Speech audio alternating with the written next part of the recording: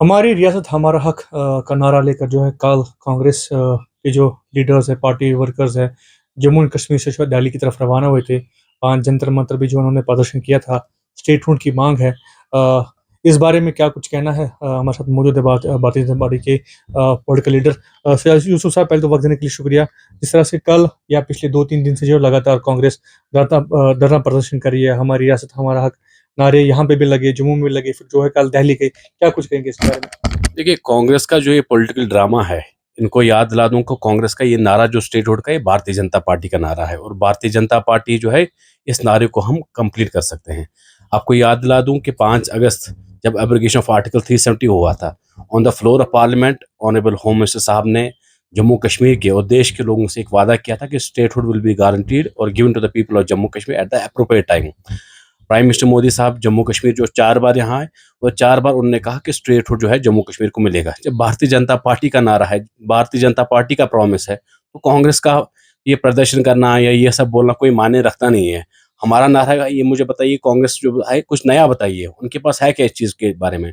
जो already Bharatiya Janata party बता रही है, भारतीय जनता पार्टी का जो स्लोगन है, वो कांग्रेस कहीं न कहीं यूज़ करके आज जो है कहीं न कहीं धरना दे रहे हैं, so that they can be relevant. आज के टाइम पे जो है कांग्रेस को कोई सीरियस नहीं लेती है।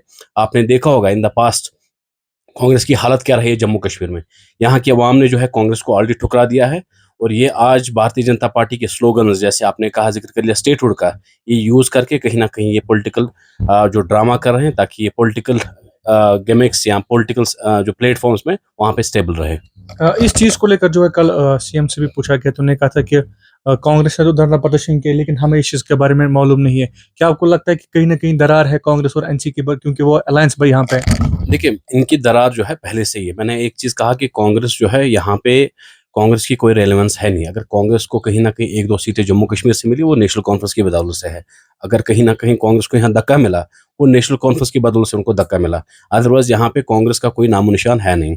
रही नेशनल कॉन्फ्रेंस और कांग्रेस की टसल की बात, मैं आपको बता दूँ कि इलेक्शन से पहले ही मैंने ये चीज़ बताया कि कांग्रेस और नेशनल कॉन्फ्रेंस का कभी जो है मिलन हो ही नहीं सकता। इनके जो पॉलिटिकल ड्रामे हैं, हमने इससे पहले भी देखा गुपकार एलायंस जब इन लोगों ने बनाई थी, तो उस गुपकार एलायंस का हुआ क्या? उसके बाद इन लोगों ने कहा कि हमारे एलायंस है कांग्रेस के साथ। हमने भी न्यूज़पेपर्स में पढ़ा, उमर साहब के स्टेटमेंट्स भी आए और कांग्रेस के भी कुछ ऐसे लीडर्स हैं, उनके भी स्टेटस में आए, जहाँ पे हमें लगा कहीं न कहीं इनके बीच में टसल है। विकार रसूल की आपने देखा होगा जब इलेक्शन हो रहे थे, विकार रसूल कैसे उमर साहब पे जो है कहीं न कहीं तंज़ जो है कस रहे थे बानिहाल से। तो ये चीज़ दर्शाता है कि कांग्रेस और नेशनल कॉन्फ्रेंस जो है एक पेज पे है ही नहीं। ये लोग बँटे हुए लोग हैं और ये लोग बेवकूफ़ बना रहे हैं लोगों को। जैसे मैंने आपको कहा कांग्रेस और नेशनल कॉन्फ्रेंस जो है, ये कोई अलग बात नहीं कर रहे हैं। नेशनल कॉन्फ्रेंस और ये कांग्रेस जो है, ये दोनों पार्टियाँ जो है लोगों को बेवकूफ़ बना रही है। जब इलेक्शन का टाइम आता है तब ये डिक्लेयर करते हैं कि हम एक पेज पे हैं। अगर एक पेज पे है तो उमर अब्दुल्ला साहब और कांग्रेस की जो स्टेटमेंट्स है वो अलग क्यों हैं? कुछ दिन पहले जो है भारतीय जनता पार्टी में डेवलपमेंट्स हुई थी।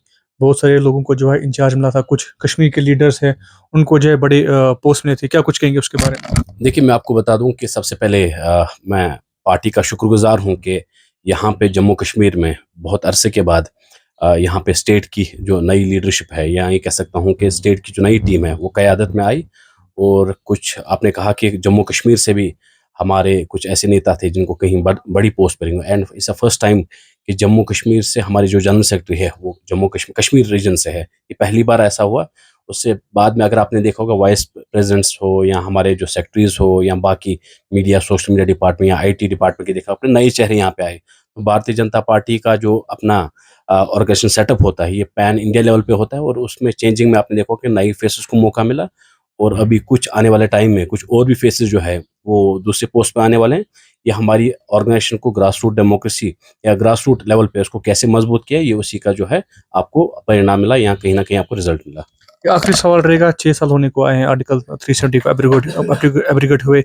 क्या चेंज देखते हैं आप जम्मू कश्मीर में? देखिए, जम्मू कश्मीर जो है 2019 में जब जो 2019 में एब्रोगेशन हुआ, उसके बाद सबसे इम्पोर्टेंट चीज़ जो यहाँ जम्मू कश्मीर में हुई, वो हुई अमन।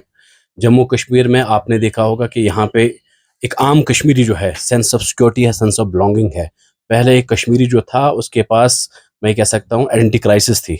उसको ये नहीं पता था कि वेदर आई एम इंडियन और whether I am belong to which country. But आजकल के टाइम पे 2019 के बाद जो है यहाँ पे आपने देखा होगा यहाँ हर कोई जो कश्मीर का, जम्मू कश्मीर का जो जितना भी आवाम है, चाहे खासकर युवा पीढ़ी है, उसको पता मैं हिंदुस्तानी है। हाँ, you may have difference with the government, वो अलग बात है, लेकिन सबसे इंपॉर्टेंट चीज़ है यहाँ का युवा पीढ़ी कहता है कि मैं हिंदुस्तानी, वो इंपॉर्टेंट है।